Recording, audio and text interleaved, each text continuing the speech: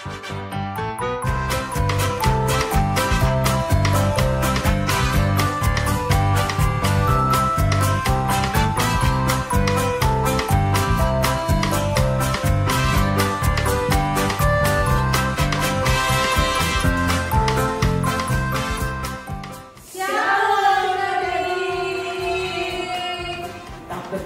lagi dalam ibadah online GKI di Ponorogo. Hari ini ada Kak Vera, Kak Lina, sama Kak Yola. Dan kita mau menemani adik-adik di ibadah ini. Kita mau puji Tuhan bersama-sama ya Kak ya. Semoga udah semangat juga ya. Semoga mereka udah semangat untuk puji Tuhan, udah siap di rumah. Kita mau nyanyi lagu apa Kak?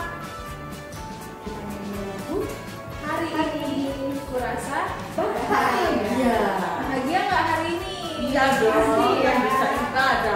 Ayo berdiri Kak. Kita berdiri aja. Yuk sama-sama. Yuk siap ya.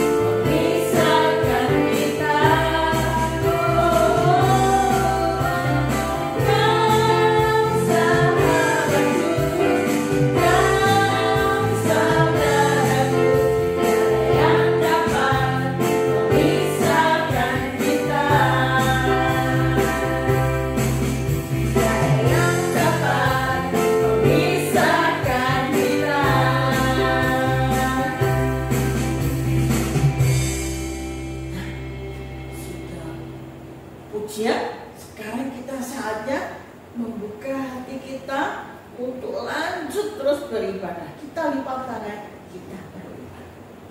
Tuhan Yesus, terima kasih karena Engkau sudah memberkati kami semua, sehingga sampai hari ini kami masih boleh memperoleh tubuh badan sehat. Terlebih hari ini kami boleh beribadah meskipun hanya online. Tuhan berkati kami masing-masing. Tuhan berkati kakak-kakak, juga anak-anak, adik-adik, maupun para orang tua. Tuhan berkati kami, sertai kami selama ibadah ini. Di dalam nama Tuhan Yesus kami sudah berdoa. Amin. Sudah nyanyi? Sekarang siap-siap mau ngapain nih Kak Vera? Iya. Kita mau siap mendengarkan firman Tuhan ya. Adik-adik juga sudah siap tuh Kak. Iya. Sudah duduk manis juga tadi. Oh, duduk manis ya. Sudah berdiri, kita duduk sekarang. Iya. Nah, sebelum kita mendengarkan firman Tuhan, kita mau nyanyi juga ya Kak. Lagunya apa sih Kak? Kita mau siapkan hati kita untuk mendengarkan Firman Tuhan. Kita nyanyi, Ku Buka Hatiku.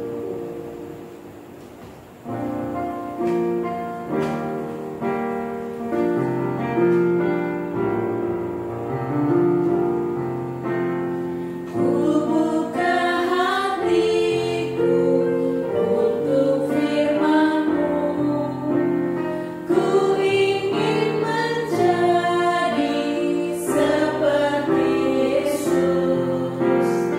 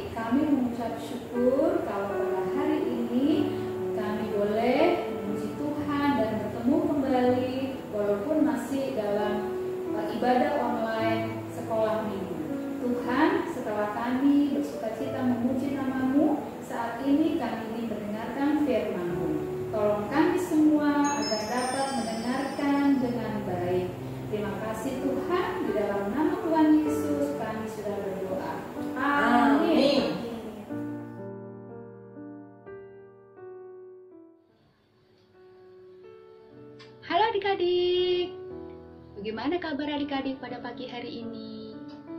Kak Andri harap adik-adik semua dalam keadaan sehat, ceria, semangat.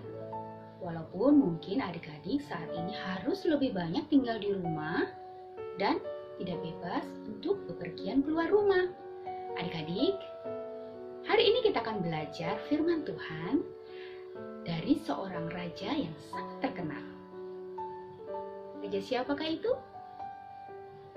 Adik-adik sudah menyiapkan Alkitabnya?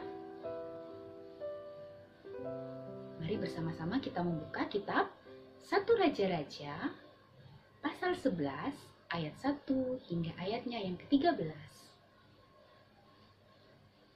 Judul pembacaan firman Tuhan pada hari ini, Salomo jatuh ke dalam penyembahan berhala. Adapun Raja Salomo mencintai banyak perempuan asing. Di samping anak Firaun, ia mencintai perempuan-perempuan Moab, Amon, Edom, Sidon, dan Het. Padahal tentang bangsa-bangsa itu Tuhan telah berfirman kepada orang Israel, "Janganlah kamu bergaul dengan mereka, dan mereka pun janganlah bergaul dengan kamu. Sebab sesungguhnya mereka akan mencondongkan hatimu kepada allah-allah mereka." Hati Salomo telah terpaut kepada mereka dengan cinta. Ia mempunyai 700 istri dari kaum bangsawan dan 300 gundik. Istri-istrinya itu menarik hatinya daripada Tuhan. Sebab pada waktu Salomo sudah tua, istri-istrinya itu mencondongkan hatinya kepada allah-allah lain, sehingga ia tidak dengan sepenuh hati berpaut kepada Tuhan Allahnya seperti Daud ayahnya. Demikianlah Salomo mengikuti Asitoret, dewi orang Sidon, dan mengikuti Milkom, dewa kejijikan sembahan orang Amon. Dan Salomo melakukan apa yang jahat di mata Tuhan, dan ia tidak dengan sepenuh hati mengikuti Tuhan seperti Daud ayahnya. Pada waktu itu Salomo mendirikan bukit pengorbanan bagi Kamus, dewa kejijikan sembahan orang Moab, di gunung di sebelah timur Yerusalem, dan bagi Moloch, dewa kejijikan sembahan Bani Amon. Demikian juga dilakukannya bagi semua istrinya, orang-orang asing itu, yang mempersembahkan korban ukupan dan korban sembelihan kepada allah-allah mereka. Sebab itu Tuhan menunjukkan murkanya kepada Salomo, sebab hatinya telah menyimpang daripada Tuhan, Allah Israel, yang telah 2 kali menampakkan diri kepadanya, dan yang telah memerintahkan kepadanya dalam hal ini, supaya jangan mengikuti allah-allah lain. Akan tetapi ia tidak berpegang pada yang diperintahkan Tuhan.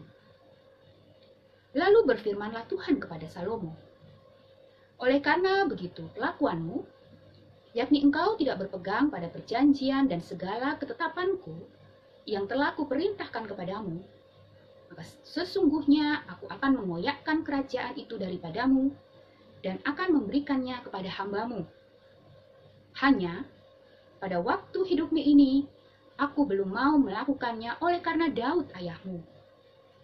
Dari tangan anakmu lah aku akan mengoyakkannya. Namun demikian, kerajaan itu tidak seluruhnya akan kukoyakkan daripadanya. 1 suku akan kuberikan kepada anakmu oleh karena hambaku Daud dan oleh karena Yerusalem yang telah kupilih." Adik-adik yang terkasih, dari pembacaan firman Tuhan tadi, adik-adik pasti sudah bisa menjawab pertanyaan Kak Andri tentang siapa raja yang akan kita dengarkan ceritanya hari ini. Raja siapa adik-adik? Kurang keras Kak Andri gak dengar? Ya, benar.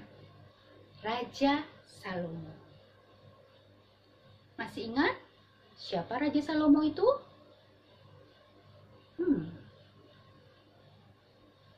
Oh iya, Raja Salomo itu adalah anak dari Raja Daud dengan ibunya yang bernama Betseba. Raja Salomo diangkat menjadi raja, dan pada saat dia diangkat menjadi raja, dia meminta hikmat kebijaksanaan dari Tuhan. Masih ingat ceritanya adik-adik? Karena itu, pada masanya, Raja Salomo adalah raja yang paling bijaksana. Selain bijaksana, Raja Salomo juga sangat kaya dan terkenal. Adik-adik pasti masih ingat cerita tentang kunjungan Ratu Negeri Seba kepada Raja Salomo. Dan Raja Salomo lah yang membangun bait Allah dengan sangat megah dan indah.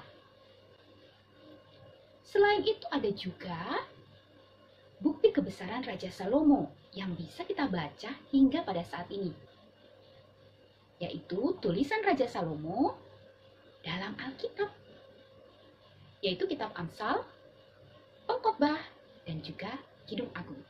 Ternyata ada lagi kisah kehidupan Raja Salomo, seperti yang telah kita baca dari firman Tuhan hari ini. Oh, ternyata Raja Salomo memiliki banyak sekali istri, adik-adik. Berapa banyak istrinya? Banyak ya. Di dalam Alkitab dijelaskan bahwa Raja Salomo itu memiliki 700 istri dan 300 gundik. Wow, itu jumlah yang banyak sekali adik-adik. Dan ternyata istri-istrinya itu adalah orang-orang asing yang menyembah allah-allah lain. Mereka tidak menyembah kepada Allah yang dipercaya bangsa Israel. Nah, akhirnya inilah yang menyebabkan Salomo jatuh ke dalam dosa. Salomo itu lebih mencintai istri-istrinya daripada Tuhan. Bahkan adik-adik, Raja Salomo mau membangun bukit-bukit persembahan dan kuil-kuil bagi dewa Asitoret, dewa Milkom, dewa Kamos, dan dewa Molok, agar istri-istri Salomo dapat menyembah dewa-dewa mereka.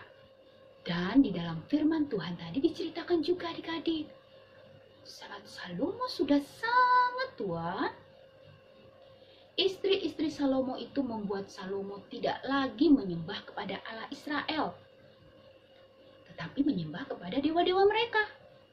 Hal inilah yang membuat Tuhan marah. Dan kemudian karena hal inilah Tuhan membagi dua kerajaan Raja Salomo.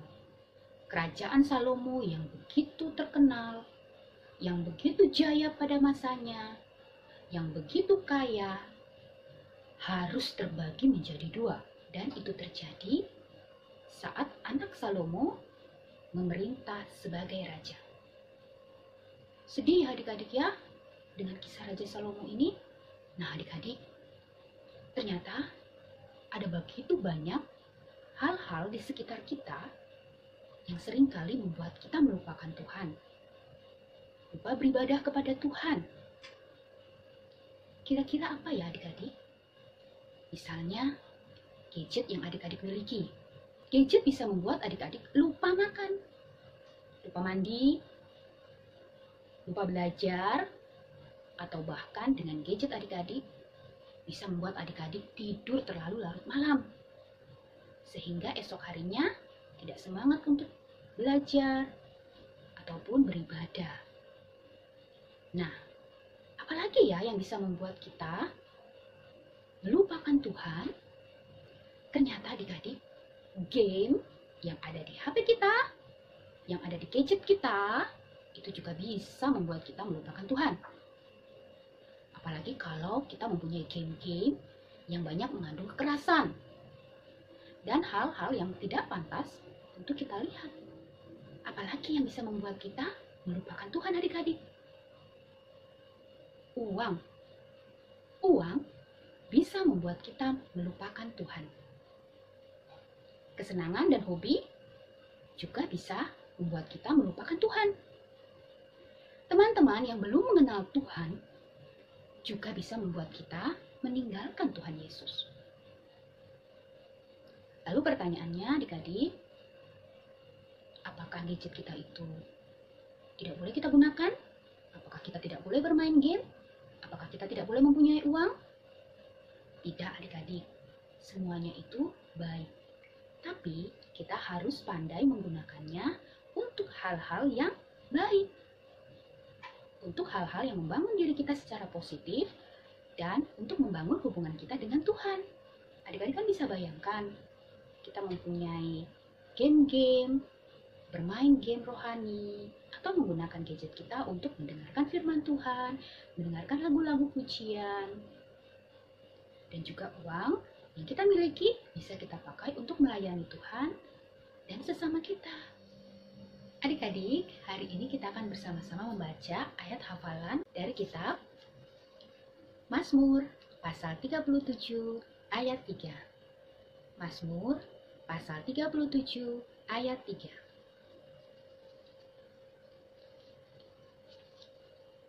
Percayalah kepada Tuhan dan lakukanlah yang baik. Diamlah di negeri dan berlakulah setia. Mazmur 37 ayat 3 berbunyi, percayalah kepada Tuhan dan lakukanlah yang baik. Diamlah di negeri dan berlakulah setia. Nah, jadi kita sudah mendengarkan firman, berarti ibadah kita sudah hampir selesai. Iya. Terus Mau ngapain ya? kita mau berdoa bersama-sama. Akan tutup dulu. Tapi adik-adik selalu ingat ya untuk tetap taat ya, sama kayak tadi firman, tetap taat kepada Tuhan.